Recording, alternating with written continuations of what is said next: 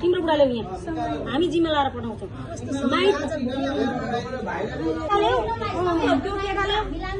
मेरो चाहिँ तपाईहरु दुईजनाको भविष्य म हेर्दिनँ। तपाईहरुको दुईजनाको भविष्य कता गयो तपाईहरुको कता लानुहुन्छ त्यो तपाईहरुको कुरा हो। तर तपाईहरुले हेर्ने भनेको यो बच्चाहरुको भविष्य। यो बच्चाहरुको भविष्यप्रति तपाईहरुले गम्भीर भएर सोच्नुहोस्, छातीमा हात राखेर सोच्नुहोस्। हामी तपाईहरु जन्म दिइसकेपछि उनीहरूलाई कर्म पनि दिनु पर्यो हैन। उनीहरूलाई चाहिँ अब पठन पाठन होला, पठन पाठन दिनु पर्यो। अब तपाईहरुको स्तरभन्दा यी बच्चाहरुको स्तर चाहिँ माथि बनाउनु पर्यो।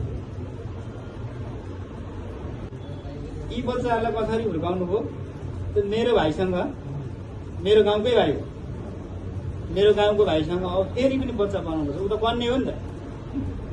अनि फेरि तपाईहरु 0 आवरदेखि तपाईले सुरुवात गर्नु पर्यो। हो त नि 0 देखि। अब फेरि तपाईको नानीको आमै तपाईको त गइसकेको छ रहेछ हैन? हैन सैसा? हो त मैले त्यही हो नि। माया ममता होला। एउटा गुडिया देखाएर रोयो भने छैन भने मलाई 100 रुपैयाँ भए पनि दिएन, यो मानेन भनेर तपाईँ झुक्नुपर्छ।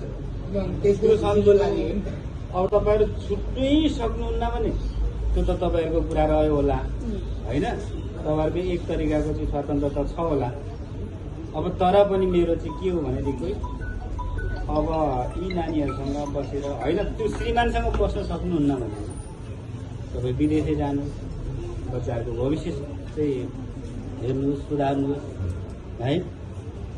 श्रीमानसँग बस्नु सक्नुहुन्न, बच्चाहरुसँग त म त के बोल्नु